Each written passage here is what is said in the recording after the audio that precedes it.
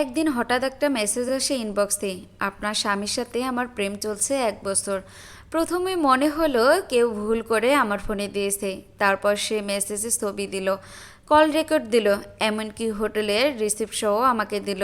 আজ আমি বলবো সেই গল্প, যেটা আমার মতো হাজারো মেয়ের সাথে হতে পারে। সবাইকে সতর্ক করার জন্য আজকে আমি আপনাদের সাথে এই কথাগুলো শেয়ার করব। আমার আর নাজমুলের বিয়ে হয়েছে 6 বছর। প্রথম 2 বছর ও আমার চোখে স্বপ্ন ছিল, হাসি ছিল, ছায়া ছিল। আমরা একসাথে সিনেমা দেখতে যেতাম, হেঁটে বেড়াতাম, এমনকি রাতে খেতে বসে একে অন্যকে খাইয়ে দিতাম। আমি কখনোই ভাবতে পারিনি ও এমন কিছু করতে পারে। আমাদের একটা মেয়ে আছে, 4 বছর বয়স। আমি চাকরি করি না, সংসারটাই ছিল আমার জীবন। আমি পড়াশোনা করেছি, চাইলেই আমি চাকরি করতে পারতাম, কিন্তু বিয়ের পরে সংসারটাই ছিল আমার কাছে অনেক আপন। সেদিন সন্ধ্যায় আমি চা বানাচ্ছিলাম, আবার ইনবক্সে একটা মেসেজ আসলো, আপনার স্বামী এখন আমার, শুধু আপনার সাথে রাত কাটায় কারণ সে বাধ্য। শরীরটা ঠান্ডা হয়ে গেল। আমি রিপ্লাই দেই, আপনি কে? সে বলল, আমি ফারজানা, নাজমুলের কলিগ। আমরা 1 বছর ধরে প্রেম করছি। তারপর সে যা যা পাঠালো আমি ধীরে ধীরে ভেঙে পড়লাম। ওদের ভিডিও কলে কথা, হোটেলের রিসিভ, এমনকি আমার বাসায় বসেও ওদের প্রেম চলতো। এসব আমি জানতাম না। ওর পরকীয়ার কথা জানার পরও আমি কিছু বলিনি। প্রথম দিকে আমার বুকের ভেতরটা যেন লোহার শিক বসানোর মতো হতো প্রতিদিন। আমি প্রতিদিন রান্না করতাম, খাওয়াতাম, হাসি মুখে কথা বলতাম, যেন কিছুই হয়নি। একদিন সন্ধ্যায় ওর ফোন কল আসে। আমি চুপ করে পাশের ঘরে বসেছিলাম। ও হেসে বলল, তুমি আমার জন্য কত কিছু করো, কিন্তু জানো ও মানে ওর প্রেমিকা না থাকলে আমি এখন নিঃশ্বাস নিতে পারতাম না। আমি শুনেছিলাম ঠান্ডা মাথায়। আমার মেয়ে তখন আমার পাশে বসে কার্টুন দেখছে, আর আমি মনে মনে ভাঙছে এক এক করে। রাতে খেতে বসেও বলল, চালটা আজ একটু নরম হয়েছে, রান্নাটা ভালো হয়নি। তখন আমি তাকিয়েছিলাম ওর দিকে, একটা শব্দও করেনি। তখন মনে হচ্ছিল এই মানুষটার জন্য আমি কতবার নিজের পছন্দ ও অপছন্দ বিসর্জন দিয়েছি, অথচ ওর কাছে আমি শুধু একটা কিচেন মেশিন। সেদিন রাতে ঘুম আসেনি। মশারির ভেতরে বসে শুধু একটা কথা ভাবছিলাম, কেন মেয়েরা সব কষ্ট চেপে যায়, কাঁদে না, চিৎকার করে না।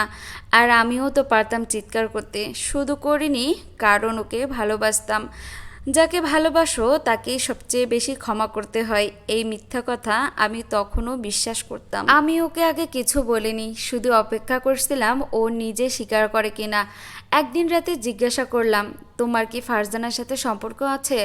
সে হেসে বলল, তুমি কি পাগল হয়েছো? আমি বললাম, ও বলেছে ও তোমাকে ভালোবাসে। ও রাগে চিৎকার করে বলল, ও পাগল, আমি ওর সাথে কোনোদিনও কফিও খাইনি। তখন আমি কল রেকর্ড বাজিয়ে দিলাম। সেখানে ও বলছে, আমি ওর বউকে সহ্য করতে পারি না, আমি তোমাকেই ভালোবাসি। ও স্তব্ধ। আমি ওকে বললাম, তুমি শুধু আমাকে না, আমার মেয়েটাকেও মিথ্যা শেখাচ্ছ। ওই মেয়েটা আমাকে যা যা পাঠিয়েছিল, ছবি, হোটেলের রিসিপ্ট, সব কিছুই তাকে দেখালাম। তারপর সে আমাকে বলল যে তার নাকি ভুল হয়ে গেছে, আর এরকম ভুল কখনোই করবে না। যে চোর সে কিন্তু বারবার চুরি করে, ওই অভ্যাসটাই থেকে যায়। আমার স্বামীরও ছিল ঠিক তেমনই। তাকে বারবার ধরার পরেও সে একই কাজ করে বসে, ওই মহিলার সাথে কথা বলে। তখনও আমি কিছু বলি না, শুধু মেয়েটার মুখের দিকে তাকিয়ে চুপ করেছিলাম। ও ওর ইচ্ছা মতো যা খুশি তাই করুক, আমার সামনে সবসময় ভালো থাকতো। আমি বলবো না যে আমাকে বউয়ের মর্যাদাটা সে দেয়নি, আমাকে সে ভালোবাসতো, কিন্তু তার সাথে তার পরকীয়া প্রেমিককেও অনেক ভালোবাসতো। সে অনেকবারই বলেছিল সে ওকেও নিয়ে আসবে, আমাকেও রাখবে। আমি থাকতে চাই না। আমি শুধু বলেছিলাম, আমি তোমার সাথে থাকবো শুধুমাত্র আমার এই মেয়েটার জন্য, যাতে মানুষ ওকে বলতে না পারে তোমার মা বাবা সেপারেশন। ও জীবনটা আমি নষ্ট করে দিতে চাই না। আমি তোমার টাকায় চলবো না, আমি নিজের পায়ে দাঁড়াবো। যদি তুমি ওকে বিয়ে করো, তোমার ইচ্ছা। অনেকে বলেছিল তালাক দাও, অনেকে বলেছিল সব কিছু চেপে যাও। আমি কিছুই শুনিনি। আমি শুধু নিজেকে বদলাতে শুরু করলাম। যেই আমি সারাদিন শুধু রান্নার কাপড় ধুয়ে কাটাতাম, সেই আমি একটা ছোট্ট পেজ খুলালাম। সেইখানে আমি অনলাইনে স্কিন কেয়ার প্রোডাক্ট রিভিউ দেওয়া শুরু করলাম। খুব তাড়াতাড়ি নিজের জনপ্রিয়তা পেলাম।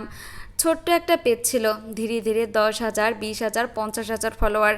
বর্তমানে 5 লাখ ফলোয়ার আছে। আমার পরিচয় শুধু এখন নাজমুলের বউ না, আমি এখন আরিফা, একজন কন্টেন্ট ক্রিয়েটর, উদ্যোক্তা। এখন আমি আমার মেয়ের আর আমার খরচ নিজে চালাই। আমার স্বামীর কাছ থেকে আমি 1 টাকাও নেই না। একদিন ফারজানা আবার মেসেজ করলো, আমার স্বামীর সেই পরকীয়া প্রেমিকা। সে বলল, আপনার স্বামী এখন আপনার কদর বুঝছে। আমি বলেছিলাম ধন্যবাদ, ওর প্রতি ভালোবাসা মরেছে, কিন্তু নিজের প্রতি ভালোবাসা জেগেছে। আজ আমি নিজেকে ভালোবাসি, নিজেকে সম্মান করি। আমার মেয়ে জানে মা মানে শুধু রান্নাঘরে থাকা না, মা মানে লড়াই করা। আমার স্বামী যে পুরোপুরি ভালো হয়েছে এরকমটাও কিন্তু না। মাঝে মাঝে ফারজানার সাথে কথা বলে, তবে আমি কিছুই বলি না। সবাইকে একটা কথা বলবো, স্বামীর নামের সাথে জীবন আটকায় না। ভালোবাসা হারিয়ে যেতে পারে, কিন্তু নিজের সম্মান হারিয়ে যেতে দেওয়া যাবে না।